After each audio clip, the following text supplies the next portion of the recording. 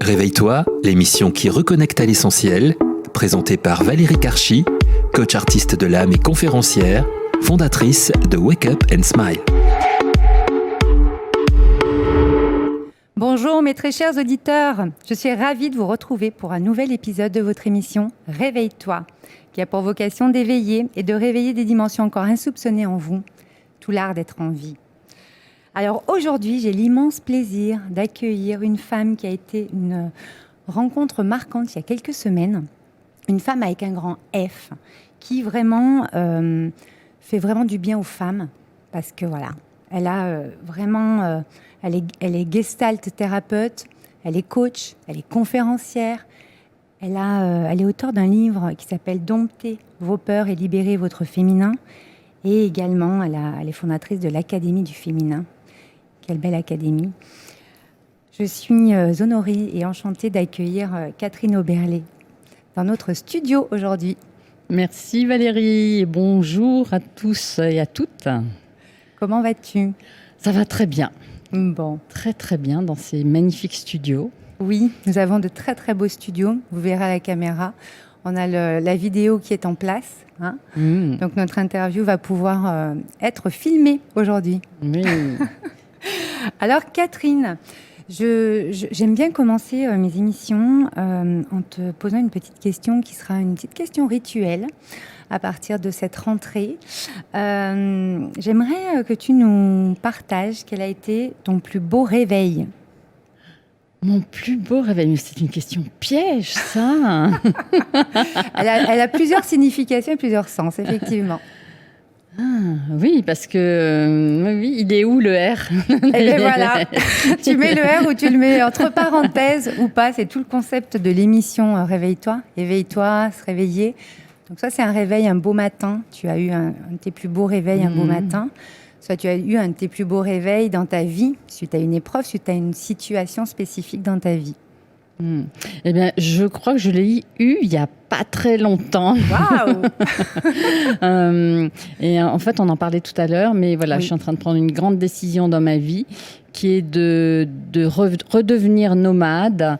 Et donc, je suis en train de changer de vie. Je suis en train de me libérer, de m'alléger de tout ce qui est matériel et de retrouver une dynamique de vie qui est plus dans de la légèreté, dans le flow, dans l'ici et maintenant. Et voilà, donc, et je sens, en fait, c'est très récent parce que ça date d'il y a, je sais pas, quelques jours peut-être, où vraiment j'ai senti que je me levais le matin et que j'étais plus tranquille par rapport à ça, et justement que je n'étais plus dans mes peurs. Waouh, c'est beau de nous partager cette sensation que tu as eue il y a quelques semaines. Je trouve que c'est vraiment doux à entendre. Et donc, tu ne ressens plus la peur. Moi, je trouve ça... j'aimerais que tu développes, parce que c'est vrai que ton livre « Domptez vos peurs et libérez votre féminin », on va en parler juste après, avec ta méthode Eros. Mais là, moi, ça m'interpelle quand tu nous dis « je ne ressens plus les peurs ». Ben oui, parce que c'est un projet que j'ai depuis longtemps, mais je restais vraiment scotchée justement dans mes peurs. Et à un moment donné, là, je me suis dit, mais je ne peux pas faire le métier que je fais, d'accompagner les femmes et en plus d'écrire un livre qui s'appelle « Domptez vos peurs et libérez votre féminin » et de dire aux femmes, mais allez-y, prenez votre place et puis faites ce qui est bon pour vous et ressentez, etc., etc. Et de ne pas le faire pour moi. Bah, bien sûr que non. Donc, je me suis dit, voilà, j'ai envie de faire bouger les lignes de ma vie. J'ai envie de m'autoriser à nouveau à être plus nomade. Eh bien, à moi de le faire, à moi de réaliser ce rêve-là et de mettre en place ce qui est bon pour moi. Alors, c'est vrai que c'est un petit peu un saut dans l'inconnu parce que je ne sais pas du tout ce que je vais faire après, mais c'est pas grave. Exactement. Le flot de la vie nous réserve toujours de belles surprises en principe. Hein. Oui, et je m'aperçois vraiment que... Alors j'aime bien le Kaizen et l'idée des petits pas. Et vraiment, chaque petit pas que je fais là, qui va dans ce sens, eh bien, ça libère de l'énergie, ça fait arriver les bonnes personnes, il y a des choses qui se mettent en place et c'est juste magique. Waouh. Effectivement, c'est magique, c'est la magie de la vie. Moi, j'aime l'appeler comme ça parce que vraiment, ça arrive. Moi, je suis derrière ce micro aujourd'hui et c'est vraiment ce qui m'est arrivé. J'ai laissé le flot de la vie prendre soin d'un rêve que j'avais. Je ne savais pas s'il allait se réaliser ou pas. J'ai lâché prise à un moment donné. Je pense qu'on en parlera aussi du lâcher prise toutes les deux. Oui. Mais c'est vrai que voilà, c'est bien de lâcher prise à un moment donné, de se détacher de l'objectif ou du but à atteindre pour voir ce que la vie nous réserve finalement.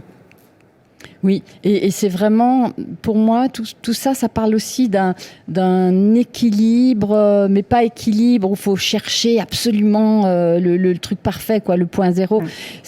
Pour moi, l'équilibre, c'est avoir un rêve, s'accrocher à son rêve et en même temps être capable de se dire ok, ça va peut-être pas se passer exactement comme je l'avais imaginé, et c'est vraiment juste quand on lâche là-dessus sur ce truc de perfection qu'on aimerait, ou de maîtrise et où on veut tout contrôler, et ben c'est à ce moment-là que hop, c'est comme si on était soutenu ou rattrapé par la vie, comme ça, que la main de la vie qui se met sous nous et puis qui nous dit ok, c'est pas grave, tu vas pas y aller comme ça, mais tu vas y aller autrement. Et moi j'appelle ça aussi les opportunités.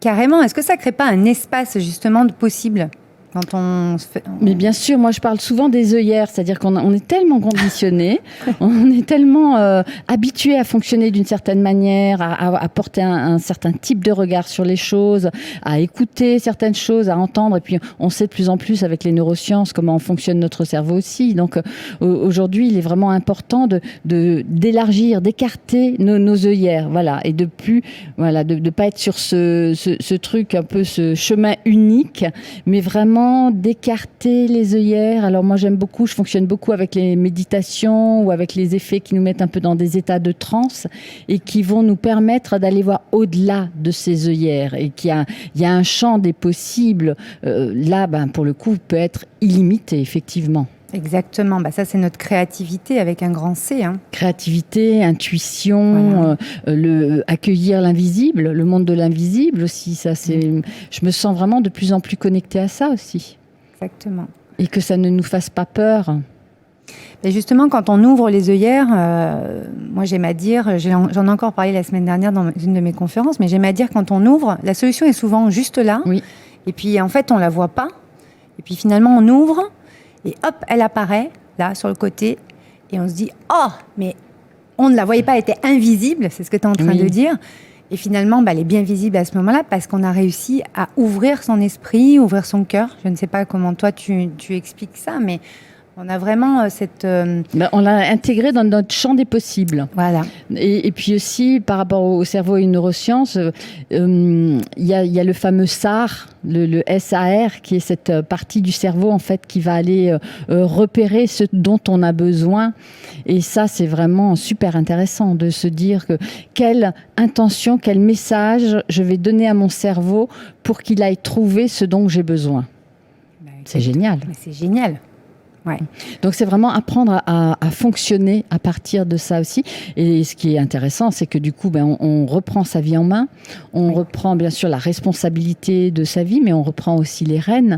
Donc c'est qu'est-ce que je veux mettre dans ma ligne de mire, comment je veux fonctionner, quelles sont les expériences que je veux me donner à vivre.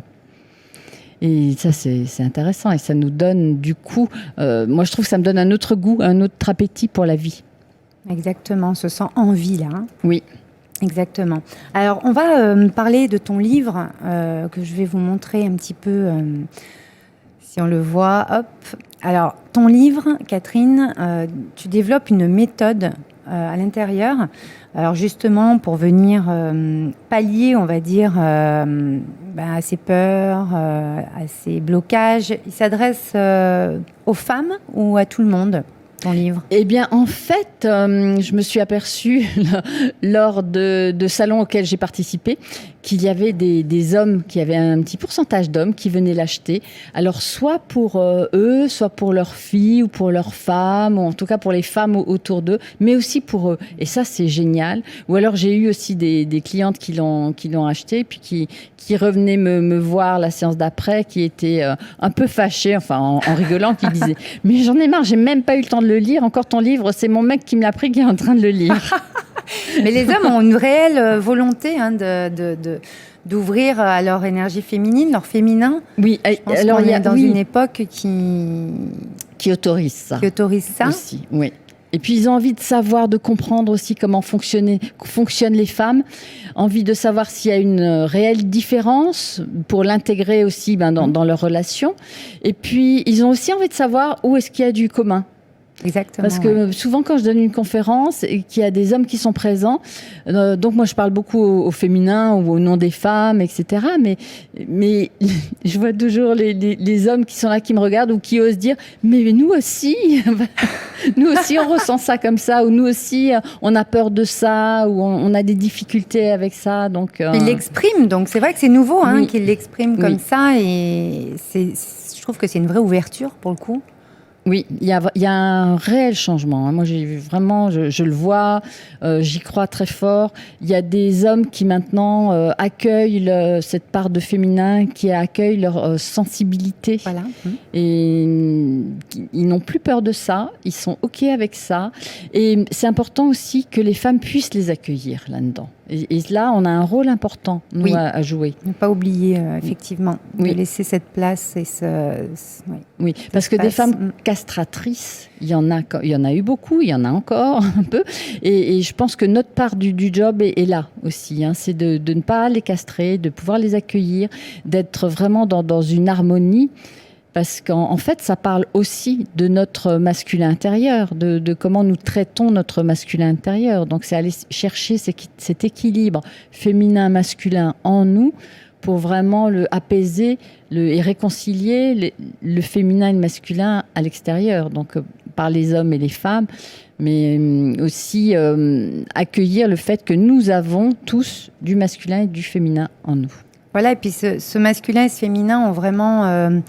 deux rôles complètement différents, mais complètement alchimiques aussi, j'ai envie de dire. Indispensable. Voilà, puisque le féminin, on est plus dans la réceptivité, tout ce qui est écoute, sensibilité, intuition, voilà. Oui. Intérieur plutôt, c'est quelque chose qui se passe plutôt intérieur. Et puis le masculin, on est plutôt dans l'action, dans quelque chose d'extérieur où on va vraiment se mettre en action. Donc une femme peut très bien être en action tout en étant sensible, et un homme également. Ben oui, évidemment. Oui. Alors c'est vrai qu'on a, par contre, l'éducation. Voilà. On va quand même en parler parce que c'est justement pour ça qu'on fait ce genre d'émission de Réveille-toi, c'est qu'on met le R entre parenthèses. L'éveil, le réveil, c'est avoir suffisamment d'ouverture pour comprendre que ce qui existe depuis des millénaires est très bien, mais il y a des choses qui nous limitent. Donc, il faut se libérer un petit peu de certaines choses. Donc, voilà, explique-nous un petit peu. L'éducation, c'est tout simplement déjà quand on est une petite fille ou un petit garçon, déjà très jeune, les codes qu'on va nous inculquer ne sont pas les mêmes. Le regard qui va être posé sur nous n'est pas le même. Et c'est vrai que quand on est... C'est quelque chose d'incontournable, mais quand on est parent, quand on regarde son petit garçon, ou quand on regarde sa petite fille, l'intention, tout l'inconscient ne va pas fonctionner, agir de la même manière. Et ça, notre enfant le perçoit. Donc, c'est vraiment très, très important de faire attention à ça. Alors, c'est OK qu'il y ait une différence, et bien sûr. Mais après, ça va aussi passer, la prolongation, ça va être les gestes qu'on va avoir, ça va être les mots qu'on va dire, ça va être les jugements qu'on va émettre, ça va être les autorisations qu'on va donner ou pas. Donc, et ça, c'est important déjà. Pourquoi on va autoriser les petits garçons à faire certaines choses et pas les petites filles ? Oui. C'est vrai que c'est à nous de transformer ça, de réinventer cette façon d'aborder les choses finalement. Je pense que ça a commencé. Oui, ça commence. Il y a les nouvelles générations, ça va de mieux en mieux, mais pas tous non plus, parce qu'il y a du boulot à faire. J'ai envie de dire, il y aurait du boulot à faire jusque dans la France profonde. Oui. Donc là, il faut vraiment être attentif à ça. Et puis aussi et surtout dans les cours d'école. Oui. Parce que malheureusement, il y a encore des choses qui se passent dans la cour d'école, ou de dire, les petits garçons qui pourraient dire, non, toi tu joues pas avec nous ou aux voitures, aux billes parce que t'es une fille. Et les petites filles qui disent aux garçons, non, toi tu vas pas jouer à la poupée, t'es un garçon. Et oui, on est dans les cases là, les croyances, oui. Oui. Donc effectivement, c'est mettre de la souplesse là-dedans. C'est toujours pareil. Il ne s'agit pas d'imposer quoi que ce soit non plus, mais simplement d'ouvrir le champ des possibles, d'ouvrir le langage, de ne pas forcément soutenir que le garçon dans l'action, dans la mise en place d'action, mais soutenir aussi les filles dans les mises en place d'action en disant non, vas-y, allez, t'en es capable et c'est pas grave si tu tombes et tu pourras te relever et tu pourras y aller et t'as le droit de le faire, même si t'es une fille, tu as le droit de le faire. Ça, c'est quand même important. C'est prendre sa place. C'est important, j'en parle dans le livre, c'est une grande partie aussi. Voilà. C'est vraiment, pour nous les femmes, ça va être prendre sa place, ne pas attendre qu'on nous la donne, ne pas prendre trop de place non plus, ne pas déborder, ne pas vouloir exclure les autres. Donc c'est vraiment, c'est délicat. Il y a une délicatesse à avoir. Une justesse un peu, comme un curseur un petit peu. Mm-hmm. Exactement. Mais pour l'instant, en tout cas, c'est déjà important de s'autoriser à prendre sa place. Voilà, d'en avoir conscience. D'en avoir conscience et de se dire qu'on y a droit. Et d'observer un petit peu comment ça réagit quand on fait... c'est le mouvement, quoi. On essaye, on est tous en train d'expérimenter. Comment l'environnement réagit, déjà, et puis aussi comment nous allons réagir à l'intérieur de nous, ce que ça nous fait vivre. Parce que c'est tellement bon quand on prend sa place et qu'on sent qu'on est à la juste place. Je veux dire, ça fait un effet de dingue.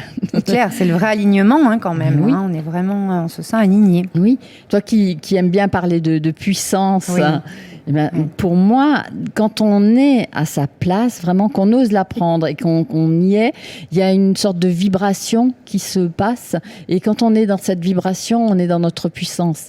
Il y a un alignement, il y a une cohérence. Il y a une cohérence entre qui je suis au plus profond de moi-même, qui j'ai envie d'être et ce que j'ai envie de montrer de moi et ce que je suis capable de faire et de mettre en place.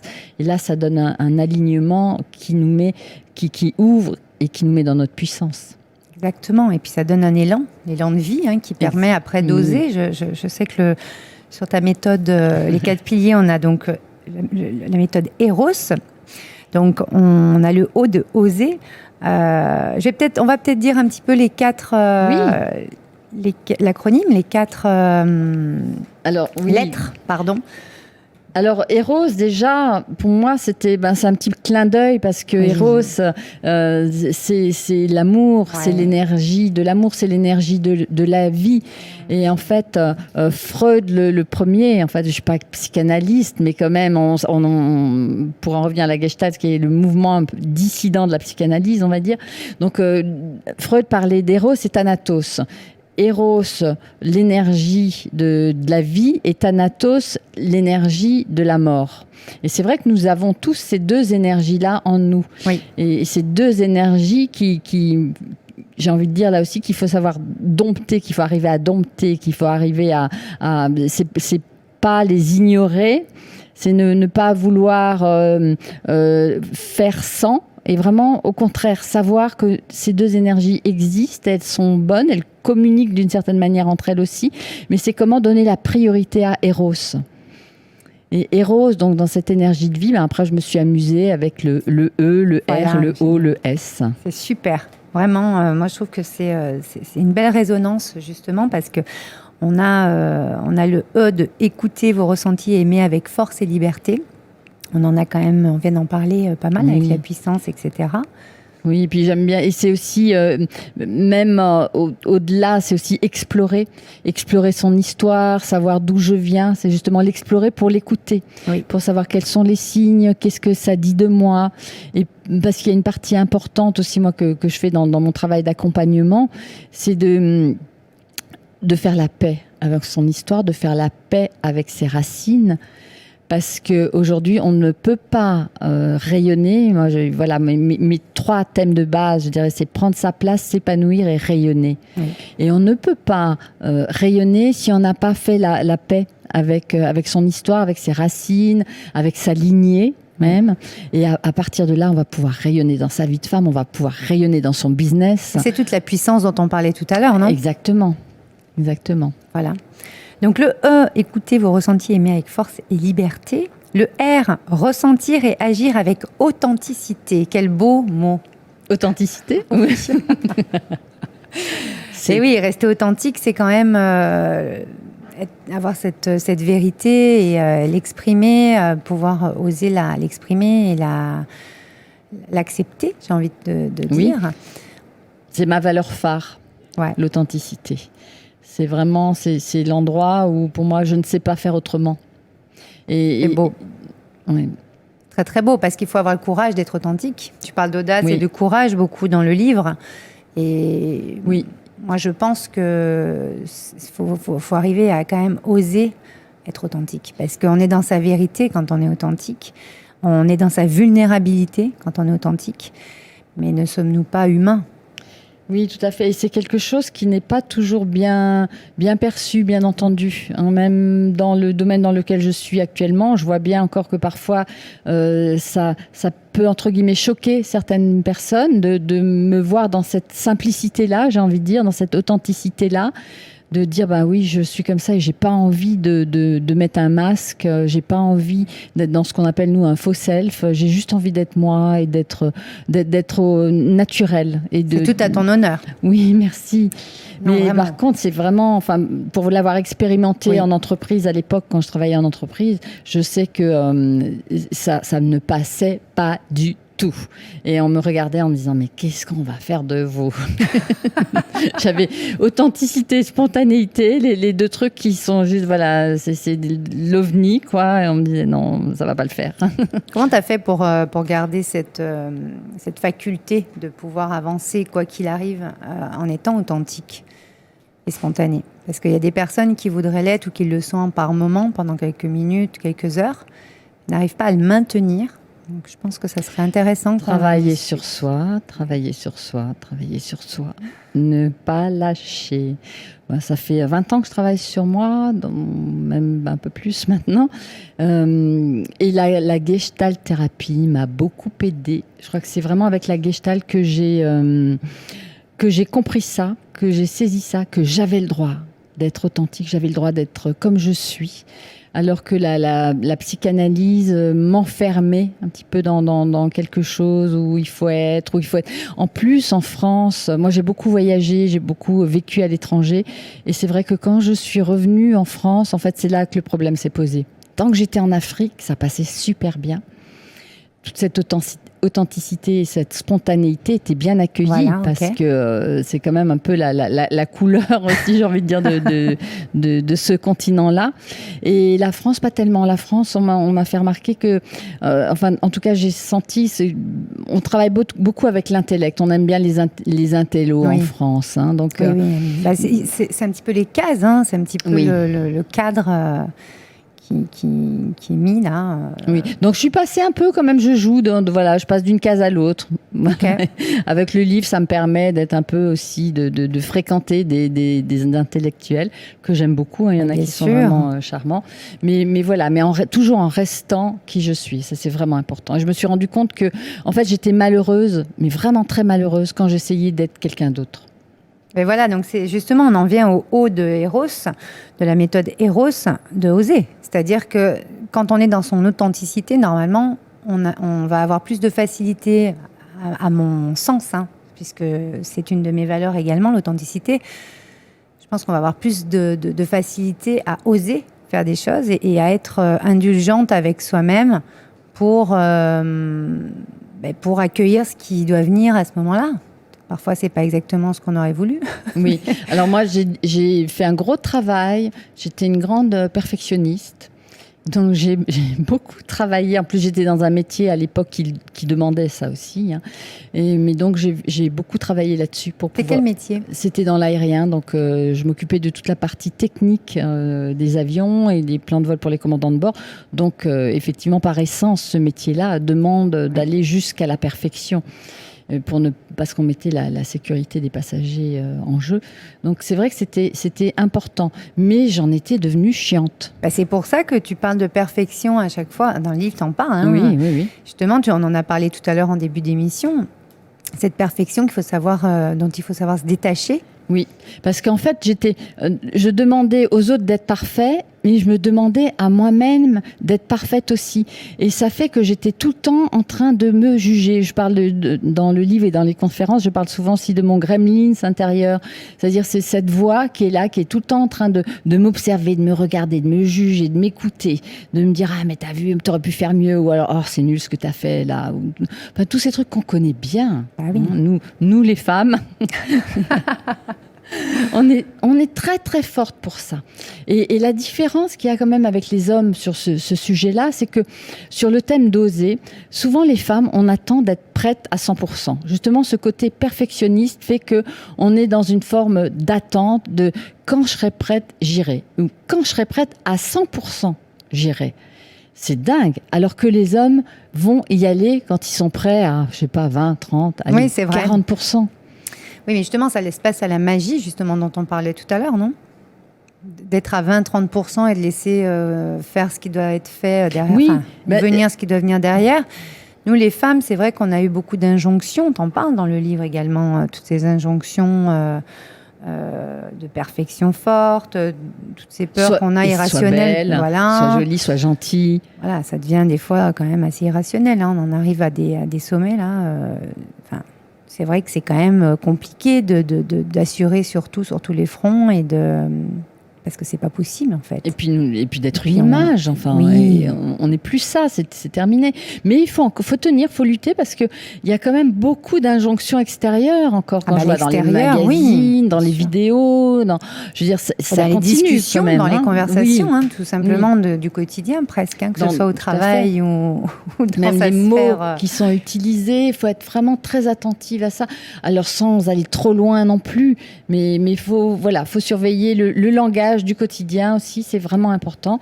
Et c'est vrai que après oser, bien sûr, c'est sympa comme concept. Mais il faut savoir aussi que il suffit pas juste de dire je vais oser. Souvent, on n'ose pas parce qu'on n'y arrive pas. Donc, c'est important d'aller voir le pourquoi on n'y arrive pas. Quelles sont ces résistances, ces tendeurs qui nous tire comme ça en arrière. Et là, parfois, c'est important d'aller visiter ce qui se passe quand même, pour comprendre. Et parfois, ça peut venir aussi de l'histoire familiale, du transgénérationnel. Donc, c'est important d'aller visiter ça pour défaire, pour lâcher ces parties-là. Et à partir de là, on peut avancer, on peut mettre des choses en place. Exactement. Parce que sinon, on est dans le yaka faucon. Exactement. Et donc, c'est vrai que tu rajoutes oser et activer votre puissance intérieure. Donc, quand on active sa puissance intérieure, c'est justement quand on a accepté de lâcher certaines choses, justement, toutes ces peurs, toutes ces croyances, tous ces schémas familiaux, tous ces dictats extérieurs. Qu'est-ce que tu en penses ? Oui. Parce que la puissance intérieure vient nourrir le fait d'oser, non ? Oui, tout à fait. Alors, c'est juste que moi, je n'utilise pas le mot lâcher. Ok. C'est pour ça que j'ai utilisé le mot dompter vos peurs, d'ailleurs. Parce que très beau mot. On ne fait pas sans, on fait avec. Oui. Mais on ne leur donne pas ou on ne leur laisse pas toute la place. C'est-à-dire qu'on les accueille, on en prend conscience et on met en place, alors c'est à chacun de trouver sa manière, pour dégonfler en fait les peurs et pour qu'elles soient présentes. Ok, t'es là, t'as certainement quelque chose à m'apprendre. D'ailleurs, ça c'est important. Oui. Souvent. Hein. Oui, à préciser quand même, parce qu'effectivement, chaque peur vient nous montrer la voie de quelque chose. Hein. Exactement, ou vient nous parler d'un désir qui peut être présent, ou d'un plaisir qu'on n'ose pas prendre, de choses très intéressantes. Donc c'est ok, t'es là, c'est un peu caresser la peur en lui disant ok, c'est bon. Je prends soin de toi, je t'entends, je te vois, mais je ne vais pas te laisser toute la place. Et là, je reprends mon pouvoir et je suis dans ma puissance. Exactement. Exactement. Et donc, justement, la puissance intérieure, pour toi, c'est quoi ? Parce que on parle beaucoup de puissance intérieure, de pouvoir créateur, etc. Moi, c'est des mots qui résonnent énormément pour moi. J'aimerais qu'on partage avec nos très chers auditeurs comment toi tu vois la puissance intérieure. Qu'est-ce que c'est ? J'ai envie de dire déjà, c'est pas que je la vois, c'est que je la sens. Voilà. Alors là, c'est une très très belle réponse. Magnifique. Ça te parle aussi Oui, ça me parle. T'as tout dit. C'est qu'on n'est pas en train d'essayer de la voir puisqu'elle est intérieure. Oui. On utilise nos sens qui font justement, on en parlait justement lors d'une autre émission avec Caroline Gauthier, du fait que nos sens en fait font vraiment le lien entre l'intérieur et l'extérieur finalement. Quand on commence à ressentir les choses à l'intérieur de nous, on peut les passer à l'extérieur plus facilement et oser peut-être.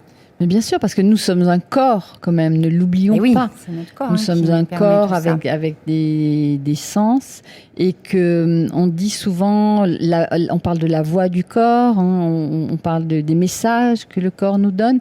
Il faut savoir les écouter, donc il faut savoir se connecter à son corps. Et moi, souvent dans mes accompagnements, même pour des femmes, et j'ai envie de dire même surtout et de plus en plus pour les femmes entrepreneurs qui veulent développer leur activité ou qui ont des décisions à prendre, eh bien, je leur dis ne passez pas que par la tête, descendez, passez par le corps, écoutez votre corps. Votre corps sait si la réponse est oui ou non. Ah, mais de toute façon, c'est oui ou non. Il n'y a pas de juste... Enfin, il n'y a pas... Ah si, moi, j'ai quand même... dis-moi. Il y a le peut-être.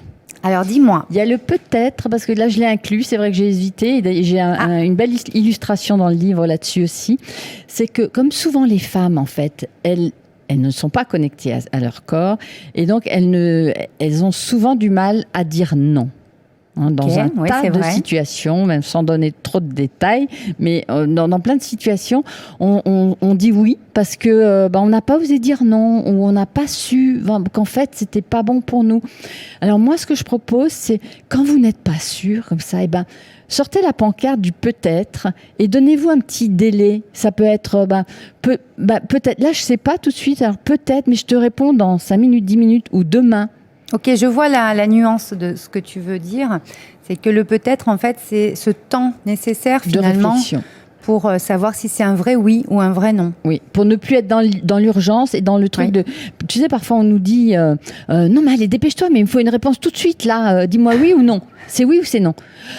Et puis on est un peu sous stress, où on est dans ses peurs.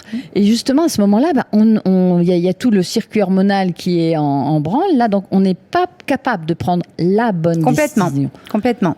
Donc là, dans ces cas-là, le peut-être est intéressant. Oui, je suis d'accord avec toi. C'est vrai. Ok, alors là, nous arrivons au S de la méthode Eros. On terminera là-dessus, et c'est le sourire, célébrer la vie. Alors, ça me parle particulièrement parce que, comme tu sais, je suis fondatrice d'un mouvement qui s'appelle Wake Up and Smile. Vraiment, éveille-toi, réveille-toi, hein, et puis souris à la vie, parce que sourire, pour moi, c'est vraiment la joie de vivre, c'est cet élan de vie, se sentir vivant, c'est-à-dire quand on a envie, on est en vie, et là, tout devient possible. Et j'aimerais vraiment que tu nous parles de ta vision du sourire. Le sourire. Alors moi qui ai passé des années à creuser et à aller titiller les endroits où ça fait mal et tout ça, donc j'ai beaucoup pleuré. Et puis quand toutes ces années où j'étais plutôt sur mon axe psychothérapeute, donc j'accompagnais les personnes qui étaient très en souffrance souvent, je me suis rendu compte qu'à un moment donné, après des années, quand on avait beaucoup pleuré, gratté, etc., eh bien il fallait ouvrir sur autre chose. Il fallait pouvoir boucler cette période-là et ouvrir sur autre chose. Et en fait, je me suis rendu compte qu'en tant que psy, très souvent, on ne nous avait pas appris à ouvrir sur cette autre chose. Et c'est en reprenant ma casquette de coach que j'ai entreaperçu ce nouveau champ des possibles. Et c'est vrai que je me suis beaucoup intéressée à ce qui se faisait actuellement, qui est la psychologie positive. J'ai rencontré Florence Servan-Schreiber, qui est une femme magnifique aussi, et qui incarne tellement bien ce qu'elle dit, ce qu'elle fait, ce qu'elle propose.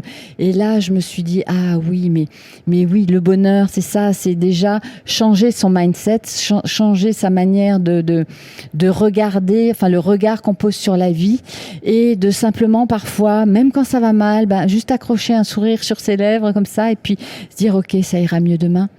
Mais c'est apprendre aussi à regarder déjà ce qui va bien dans notre vie. Parce que... oui, c'est célébrer la vie, comme tu dis dans le S, c'est sourire et célébrer la vie, l'honorer finalement, parce que c'est là qu'on se sent en vie. Hein. Mais oui, et je me suis aperçue, et moi la première, là aussi, on ne nous a pas appris. Ah ben non. À célébrer la vie. Donc moi, j'apprends aux femmes à célébrer. Je leur apprends à dire, à revendiquer, je suis géniale. Et j'adore ça, parce que vraiment, ça, à chaque fois, elles sont surprises quand dans les conférences, à la fin, je leur demande de se lever et de crier tout ensemble, et de lever la main en disant, je suis géniale. Au début, elles me regardent un petit peu bizarrement, en me disant, c'est quoi cette folle? Et jamais on va le faire. Et puis au final, il y a 50, 60 personnes qui le font, quoi. Oui, puis ça donne une énergie oui. exceptionnelle. Oui. Là, on sent la puissance. Oui, et c'est vraiment, regarder, c'est célébrer au quotidien ce qui va bien, regarder les fameux 3 kiffs par jour, tout ce qui va bien dans ma vie, c'est démarrer le matin en se disant qu'est-ce que j'aimerais qui se passe de bon dans ma vie. Et c'est célébrer vraiment à chaque fois qu'il y a quelque chose de bien, c'est sourire, c'est surfer la vague aussi. Ouais. C'est être sur la vie, bien sûr, elle n'est pas linéaire, elle n'est pas uniforme, elle est mouvement. Donc, c'est apprendre à être sur ce mouvement et à en profiter pleinement. Et puis, j'aime bien aussi un autre mot, c'est jouir. Jouir de la vie. Oser jouir de la vie. Waouh. Waouh, effectivement. Non, c'est très beau. Donc, effectivement, c'est vrai que le sourire, souvent on nous dit oui, mais c'est pas le tout d'afficher un sourire. Oui, effectivement, afficher un sourire. Moi, j'aime quand même mettre la nuance que le sourire, c'est vraiment la puissance du cœur quand même. Donc, automatiquement, quand on va... ça a été pareil, prouvé en termes de neurosciences, que quand on va sourire physiquement sur notre corps, ça va libérer des choses dans notre cerveau qui font que... Au niveau des endorphines. Voilà, des endorphines, etc. Cherchez le nom. Qui vont vraiment venir transformer au niveau métabolique des choses, donc dans notre corps vraiment tout de suite. Et ça vient nourrir à l'intérieur notre puissance intérieure pour moi. Donc effectivement, c'est pas le tout d'afficher un sourire si on n'en a pas envie. Je pense qu'il faut d'abord avoir envie et célébrer les choses dans l'instant présent et de notre journée, comme tu dis, au quotidien, pour en fait amplifier cette puissance du cœur qui va vraiment nous mettre le sourire à un moment donné. Et quand on sourira, ça viendra du cœur. Ça va rayonner justement tout ça. Tu vois, c'est cette puissance intérieure où on sent qu'on a fait ce travail, ou qu'on a libéré des choses et qu'on déploie vraiment, on libère vraiment ce qu'il y a à libérer, quoi. Oui, au lieu de retenir notre énergie, en fait, tu as raison, on la libère, on la diffuse et on la partage. Voilà. Tu sais, il y en a souvent des personnes qu'on croise, je pense que tu en as beaucoup croisé, moi aussi, qui rayonnent, mais vraiment, quand on dit « Oh là là, mais tu es belle, tu es rayonnante », et puis on sent que les gens sont vraiment dans la puissance, là, en le disant, tu vois, on sent l'énergie qui vient frapper là, parce qu'en fait, du moment qu'on a pu se libérer de certaines choses, c'est vraiment ce que tu dis dans ton livre, c'est qu'à un moment donné, quand on libère son féminin, cette créativité, cette intuition, cette sensibilité, on va forcément le faire ressentir aux autres à l'extérieur. Oui. Et c'est là pour moi, le rayonnement est à son paroxysme là. Qu'est-ce que tu en penses ? Oui, tout à fait. Et moi, mon message, d'ailleurs, actuellement, j'accompagne beaucoup les femmes entrepreneurs. Alors explique-nous un petit peu ton actualité, parce qu'on va bientôt terminer l'émission. J'ai monté un mastermind en ligne pour les femmes entrepreneurs. Donc, j'accompagne des femmes qui sont en France, en Belgique, en Espagne, et pour vraiment les mettre dans leur puissance et qu'elles s'autorisent à être dans une action professionnelle, mais en restant connectées à leur féminin. Oui. C'est-à-dire d'y aller avec leur propre code et non pas les codes du masculin, et ne pas chercher à reproduire non plus le langage des hommes. Alors, j'ai absolument rien contre les hommes, je les adore, mais il est important pour nous de le faire à notre sauce aussi, avec notre énergie qui n'est pas tout à fait la même, avec un langage qui n'est pas tout à fait le même. Moi, très souvent, j'entends des femmes me dire « Mais moi, je ne sais pas parler en termes de chiffre d'affaires et de millions et tout ça. C'est pas ça qui m'intéresse. » Alors, je leur dis « Oui, ok, il faut un petit minimum quand même de savoir. Au niveau compta, il y a des choses à savoir quand même. Il y a des objectifs à se fixer. Mais c'est vrai qu'on va pas... Je travaille pas de la même manière avec les femmes qu'avec les hommes. » Oui, mais c'est vrai ça. Et je pense qu'on va vers ça. Parce que justement, tout le temps parler de chiffres, tout le temps... ouais. Les femmes, elles ont besoin, elles ont beaucoup plus ça besoin. Vibre. Et ce matin, j'étais avec une grande réunion de femmes chefs d'entreprise. Oui. Et elles parlent de quoi? Elles parlent de sens, elles parlent de motivation, elles parlent de choses, voilà, de contribution, de aussi, contribution, effectivement, de comment concilier toujours, vie perso, vie pro. C'est vraiment au cœur de l'actu des femmes. Hein. Exactement. Ok, mais très beau mastermind. On mettra un petit lien vers ton site. Oui, et puis il y a le mastermind et il y a mon stage Déclic. Le prochain a lieu au mois de novembre, le 16 et 17 novembre, qui est un très beau stage aussi où vraiment il y a des prises de conscience. Il y a quelqu'un qui m'a fait un partage magnifique là pour le dernier. Il m'a dit il y a un avant et un après. Wow. C'est vraiment dans prendre sa place, dans incarner qui je suis, être dans ma puissance et dans oser poser des actes qui vont m'amener vers mes objectifs. Voilà, et qui ressemblent à la personne qui les pose. Hein. C'est ce que tu toujours. disais Et en respectant hein. les valeurs de chacune aussi. Écoute, Catherine, c'est magnifique. On a vraiment pu apprendre beaucoup de choses, je pense, pendant cette émission. Faites-nous vos commentaires, n'hésitez pas. Vous pouvez faire des commentaires sous le podcast. Je vous remontre donc le magnifique livre de Catherine Oberlé, « Domptez vos peurs et libérez votre féminin ». Les 4 piliers de la méthode Eros, le dieu de l'amour. Et puis j'aimerais préciser, j'ai une très belle préface de Christine Desvicky. Exactement. Qui m'a vraiment fait le grand plaisir d'accepter de faire la préface. Très bien. Aux éditions, donc, Le Duc. Oui. Mais écoute, Catherine, merci encore d'avoir accepté mon invitation. Merci Valérie. C'est une tellement belle opportunité de parler, d'échanger de tout ça. Merci. Un grand merci. Merci à toi. À très bientôt. À bientôt. Au revoir. Au revoir. Réveille-toi, l'émission qui reconnecte à l'essentiel, présentée par Valérie Karchi, coach artiste de l'âme et conférencière, fondatrice de Wake Up and Smile.